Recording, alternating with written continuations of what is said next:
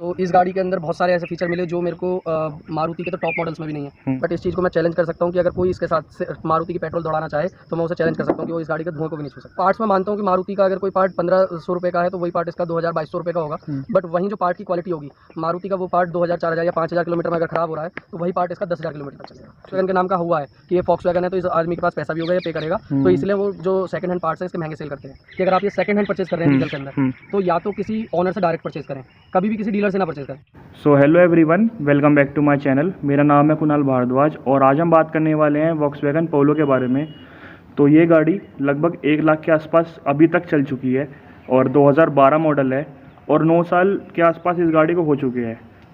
जो हमारे ओनर हैं उन्होंने ये गाड़ी सेकेंड हैंड परचेज़ की थी 2015 में, जब ये गाड़ी 25,000 के आसपास चल चुकी थी और 75,000 के आसपास उन्होंने ये गाड़ी अभी तक चला दी है।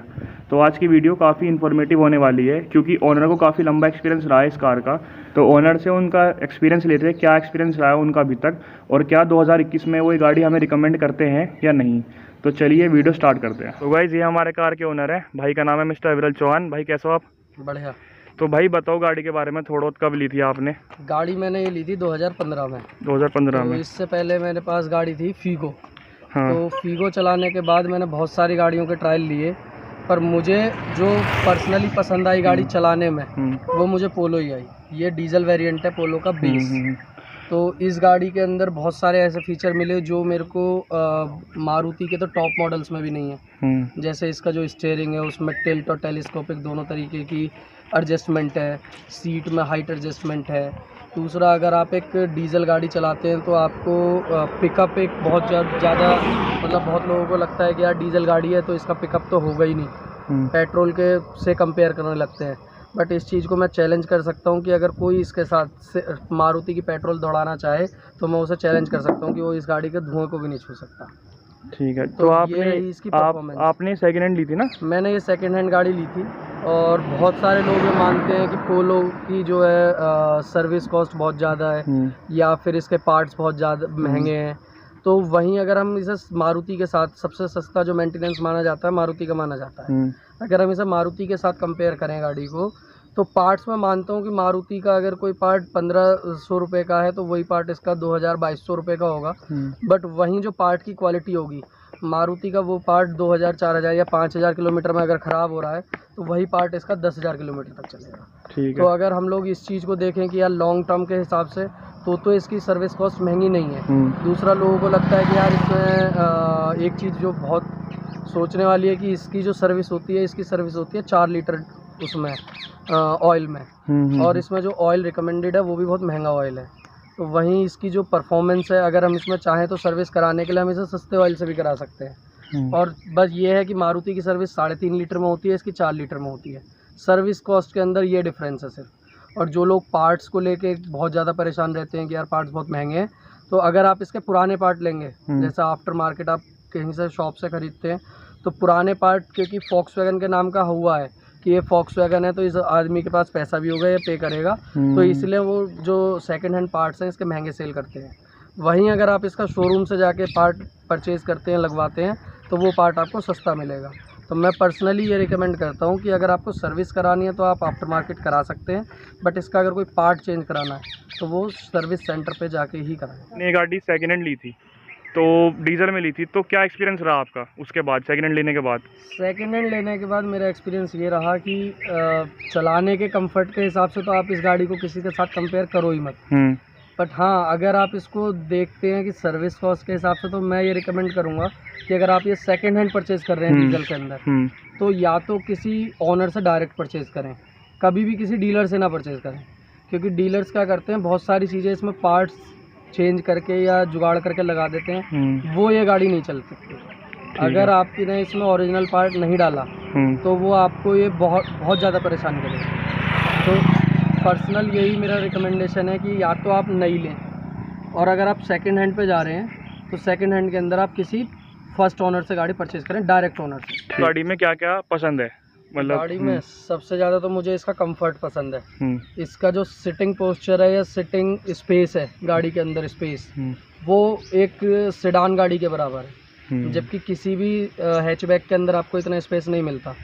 दूसरी जो चीज़ मुझे इसकी पसंद है कि इसमें हाइट और जो सिटिंग मतलब हाइट एडजस्टमेंट जो दे दिया है सिटिंग में ड्राइवर साइड पे बेस वेरिएंट में ही, और जो इसका वो दे दिया है इसमें टिल्ट और टेलीस्कोपिक, उसकी वजह से जो ड्राइविंग एक्सपीरियंस है वो बहुत अच्छा हो जाता है। तीसरा जो मेरे को बहुत अच्छा एक एक्सपीरियंस लगा कि मैंने ये गाड़ी 160-165 तक चलाई है पर्सनल खुद, तो वहाँ पर भी अगर कोई ऐसा गोल कट जो होते हैं आपने देखे होंगे हाईवे पे, उन पे अगर इसे आप 130-140 की स्पीड पे भी घुमा रहे हैं तो आपको अकेले बैठ के भी ये फील नहीं होगा कि गाड़ी पलट जाएगी, तो एक कॉन्फिडेंस देती है गाड़ी। अच्छा, मतलब अभी तक आपने टॉप स्पीड कितनी निकाली है इसकी? मैंने इसकी टॉप स्पीड 170 तक मैंने जो है अपने मीटर पे टॉप स्पीड निकाली है। अच्छा, तो उस टाइम पे लगता है कि भाई गाड़ी कंट्रोल खो रही है या ऐसा नहीं, कुछ? बिल्कुल नहीं लगता। उसके बाद भी बस ये था कि 170 के बाद मेरे को स्पेस नहीं मिला, या मैं उस वजह से नहीं दौड़ाई मैंने कि बस इससे ज़्यादा नहीं दौड़ानी चाहिए, नहीं तो गाड़ी मना नहीं कर रही थी 170 के बाद भी, और 2 जने थे सिर्फ हम गाड़ी के अंदर, पूरी गाड़ी लोड भी नहीं थी। उसके बाद भी इसमें कहीं ऐसा ये फील नहीं हुआ कि गाड़ी पलट जाएगी या कंट्रोल से बाहर जा रही है। के साथ अगर आप इसके स्टीयरिंग को कंपेयर करते हैं तो ये जितनी स्पीड पकड़ती जाएगी उतना इसका स्टीयरिंग हैवी होता जाएगा, बट i20 के अंदर ये है कि वो स्पीड में हो या बिल्कुल स्लो चला रहे हो, उसका स्टीयरिंग बहुत सॉफ्ट रहता है। ये मुझे पर्सनल i20 से इसमें फ़र्क दिखा, और उसी की वजह से इसमें बहुत ज़्यादा वो मिल जाता है कि एक कॉन्फिडेंस मिल जाता है। सिटिंग पोस्चर इतना अच्छा है, एसी बहुत अच्छा है गाड़ी का। एसी का कोई मतलब, मैंने बहुत सारी अलग अलग गाड़ियाँ मेरे पास और भी है गाड़ी, मैंने सब चला ली, बस इसके जैसी मुझे कोई पसंद नहीं। एक चीज़ जो मुझे मतलब इसके अंदर लगी, इसका ग्राउंड क्लियरेंस। अगर हम अच्छा, ग्राउंड क्लियरेंस बोलते हैं कि काफ़ी कम है इस गाड़ी का, उसके बारे में बताओ कुछ आप। ग्राउंड क्लियरेंस जो बोलते हैं सही बोलते हैं, कम है, बट ये है कि मैं इसे पहाड़ों पे भी ले गया, मैंने गड्ढों में भी चला ली, स्पीड ब्रेकर भी, जहाँ पे स्पीड ब्रेकर ऊंचा होता है वहाँ पे हमारे को गाड़ी टेढ़ी करके निकालनी पड़ती है। ये इसके अंदर है, मतलब ये इसमें भी है, या आप वरना में देखेंगे तो ये चीज़ आपको वरना और होंडा सिटी में, सेडान में तो खैर कम ही होता है, सेडान में तो होता ही है, बट हाँ जो ग्राउंड क्लियरेंस है वो इसकी कम है। सस्पेंशन बहुत अच्छा है गाड़ी का, अगर आप अंदर एक भर के गिलास पानी का रख दें और सस्पेंशन अगर गाड़ी का अच्छा है तो वो छलकेगा नहीं गड्ढों में भी। ये बात तो है, ये चीज़ इस गाड़ी के अंदर है। सस्पेंशन काफ़ी बढ़िया है। अच्छा, जो पार्ट्स की बात मैंने पहले भी बोली थी, सस्पेंशन मारुति का 10,000 रुपये में हो जाता है, इसका 27,000 रुपये में सस्पेंशन होता है अगर हम एक नंबर में सस्पेंशन कराएं तो, पर मारुति का 10,000 किलोमीटर के बाद सस्पेंशन बोल जाता है, और ये इसका आज तक सस्पेंशन नहीं करवाया मैंने। सस्पेंशन नहीं करा अभी तक आपने? अच्छा, कोई बड़ा खर्चा अभी तक हुआ हो आपका इस गाड़ी में? खर्चा एक बार एक मैकेनिक की गलती से मेरा हुआ था, इसीलिए मैंने पहले ही बोला कि आप इसे किसी लोकल और बहुत छोटे मैकेनिक पे ना कराएं जो फॉक्सवैगन या ऑडी की गाड़ियाँ छेड़ता ही ना हो। मैंने एक मैकेनिक को करा दी थी, उसने इसकी टाइमिंग नहीं सेट कर पाया, जिसकी वजह से इसके इंजन में प्रॉब्लम आ गई थी। तो वो है कि आप इसे अगर बाहर से करा रहे हैं तो किसी अच्छे गैराज पे, किसी अच्छे सर्विस सेंटर पे कराएं। और ये गाड़ी आपको जैसे सारी गाड़ियाँ बताती हैं ऐसे ये भी कंप्यूटर पे लग के सारा आपको बता देती है कि कौन सा सेंसर खराब है। सेंसर का बहुत बड़ा हुआ है इस गाड़ी के अंदर, क्योंकि पूरी इलेक्ट्रॉनिक गाड़ी है। अगर एक सेंसर भी बंद हो गया तो आपको वो मीटर पे इंडिकेशन देगा, और कभी कभी उस एक सेंसर की वजह से गाड़ी आपकी स्टार्ट नहीं होगी, तो ये चीज़ है।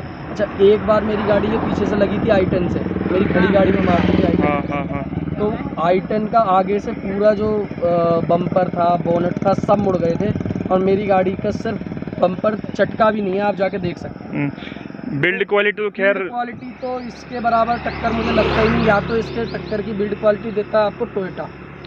तो टोयोटा की आपको पता है कि प्राइस रेंज क्या है, और छोटी से छोटी गाड़ी टोयोटा की कौन सी है। अच्छा, टाटा के बारे में क्या कहोगे बिल्ड क्वालिटी में? बिल्ड क्वालिटी टाटा का स्टील अपना, बिल्ड क्वालिटी नो डाउट। अब टाटा अच्छी गाड़ियाँ ला रहा है, जैसे नेक्सॉन एक अच्छी गाड़ी लाया टाटा एक अपनी टियागो लाया, वो एक अच्छी गाड़ी लाया था। बट अगर हम वहीं पे टाटा के साथ बिल्ड क्वालिटी को देखेंगे तो सेम है। वहाँ पे मैं ये नहीं कह सकता कि ये प्लस है या वो प्लस है, दोनों की सेम ही होगी।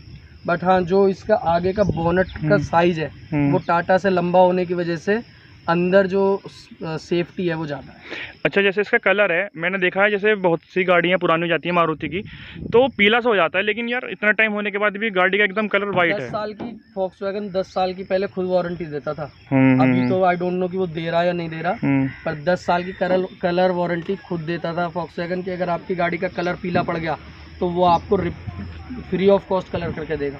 हाँ, क्योंकि यही क्वालिटी है, इसी वजह से पैसे खर्च करते हैं। इसका कलर डल नहीं हुआ है अभी तक? डल नहीं हुआ। आप इसकी छत के ऊपर खड़े हो जाओ, मतलब मारुति की छत के ऊपर आप एक 10 किलो का सिर्फ कट्टा उठा के ऐसे रख दो, वो वहां से दब जाएगी और इसके ऊपर आप खुद खड़े हो जाओ चढ़ के, इसकी छत पे कोई असर नहीं आएगा। ठीक है। अब भाई बात तो हो गई काफ़ी सारे पॉजिटिव्स की, अब कुछ नेगेटिव की बात भी कर लेते हैं भाई। नेगेटिव शेयर करो आप कुछ जो आपको लगता हो। अगर आपकी पॉकेट कम है और आप एक बहुत छोटी सैलरी में या आप छोटे बिजनेस में रह के इस गाड़ी को लेना चाहते हैं तो मैं रिकमेंड नहीं करूँगा, क्योंकि जो पार्ट मारुति का 500 रुपये का है वो पार्ट इसका 700-800 रुपये का है। ठीक है। वहीं इसका एक नेगेटिव ये भी है कि इसका जो सर्विस सेंटर है वो बहुत कम है। मतलब अगर हम NCR के अंदर बात करें तो सिर्फ एक साहिबाबाद के अंदर सर्विस सेंटर है जो कंपनी का सर्विस सेंटर है, उसके अलावा सर्विस सेंटर नहीं है। तीसरा जो नेगेटिव मुझे जो पर्सनली फील हुआ कि जो ग्राउंड क्लियरेंस है वो मैंने पहले ही बोला, ग्राउंड क्लियरेंस थोड़ी कम है, बट वो उसके साथ बाकी पॉजिटिव के साथ ख़त्म हो जाती है। और एक जो बाकी वैसे कोई बहुत बड़ा नेगेटिव नहीं है।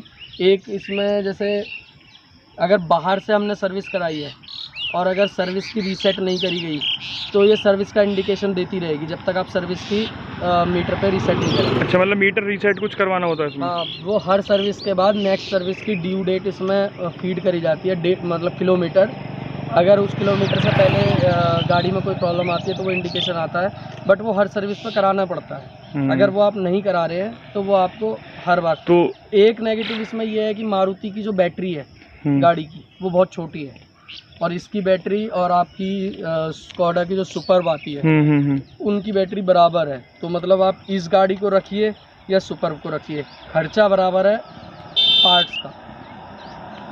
तो ये एक नेगेटिव है कि मतलब थोड़ा एक्सपेंसिव तो है, नो डाउट। अच्छा, सर्विस कॉस्ट वगैरह कितनी आ जाती थी आपकी ऐसा कराते थे? सर्विस कॉस्ट अगर आप बाहर से करा रहे हैं तो आपका इसमें जो ऑयल डलता है वो ऑयल डलता है 4 से 4,500 रुपये का। अच्छा। आप डलवाने के लिए 2,000 का भी डलवा सकते हैं, वो मना नहीं करेगा सर्विस, मतलब कोई भी सर्विस करने वाला। पर इसको जो रिकमेंड करती है कायदे में, वैसे वो 4-4,500 वो सिंथेटिक ऑयल कुछ करके आता है, सिंथेटिक ऑयल डलता है। वो जब डाला जाता है जब सर्दियाँ ज़्यादा होती हैं, क्योंकि जर्मन इंजन है तो ये उसी हिसाब से डिज़ाइन किया गया। तो वहाँ पे क्या है कि सर्दी बहुत पड़ती है तो वहाँ पे इसमें ऑयल की रिकमेंडेशन ही वही आती है। पर अभी मैंने इसमें जो इस बार सर्विस करवाई हुई है मैंने नॉर्मल जो सेमी सिंथेटिक ऑयल जो बाकी गाड़ियों में डलता है उसी से कराई हुई है, मुझे कोई फ़र्क नहीं पड़ा। नहीं, जो सेमी सिंथेटिक ऑयल बता रहे हो आपने इसी बार डलवाया? इससे पहले भी? पहली बार ही डलवाया मैंने। अच्छा। इससे पहले मैं फुली सिंथेटिक जो इसका रिकमेंडेड ऑयल है वही डलवाता था। इस बार पहली बार वो मैंने डलवाया है। मुझे परफॉर्मेंस में ज़्यादा फ़र्क नहीं दिखा। एक जो इसके अंदर बहुत अच्छी बात अंदर बैठ के आपको फील होती है, स्पोर्टी जो अब साउंड है ना इसकी, जब आप एक्सीलेटर देते हैं तो दूसरे गियर में ये 70-80 चली जाती है, जो और कोई छोटी गाड़ी नहीं जाती। आप अगर ऑनलाइन चेक भी करोगे तो सबसे कम टाइम में 0 to 100 यही करती है। ठीक है। तो भाई जैसे कि अब 2021 आ गया है तो और काफ़ी सारे हैचबैक मार्केट में आ गए, तो अब आप रिकमेंड करते हो इसको? जैसे कि डीजल का TSI इंजन जो आता है इसमें बंद हो चुका है, पेट्रोल में गाड़ी मिल रही है। हाँ, तो अब आप रिकमेंड करते हो इसको? मैंने पेट्रोल गाड़ी में इसकी ड्राइव करके आया सर शोरूम पे जाके, क्योंकि मैं एक पोलो लवर हूँ। तो समझ लीजिए कि मेरे को दूसरी गाड़ी मैंने सोचा कि अब मैं चेंज करूँगा क्योंकि 10 साल होने वाले हैं। तो मैं इसे पोलो चेक करने गया था तो पेट्रोल मैंने चलाई, नो डाउट इसके जैसा फील तो नहीं आया, डीजल जैसा फील तो पोलो पेट्रोल में नहीं है।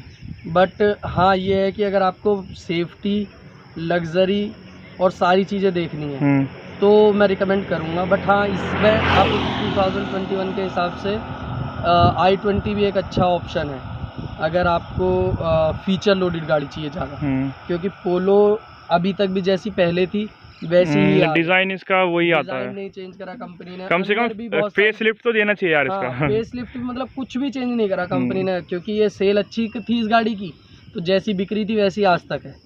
तो ये एक मेरे को लगता है कि अब अगर कोई नई गाड़ी लेता है तो डीजल में आनी बंद हो गई जो इसका प्लस था, तो पेट्रोल में अगर जाना है तो हम लोग और भी दूसरे ऑप्शन हैं हमारे पास।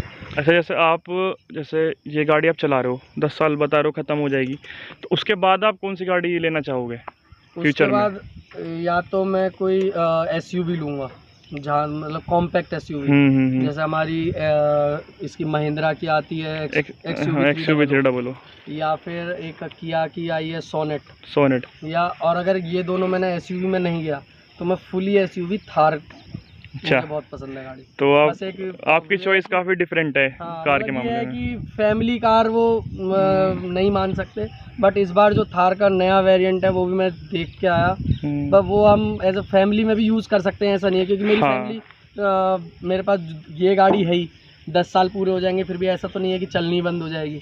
तो मैं एक सेकंड ऑप्शन थार मुझे पसंद है पर्सनली। तो भाई बहुत बहुत शुक्रिया अपना कीमती समय में देने के लिए।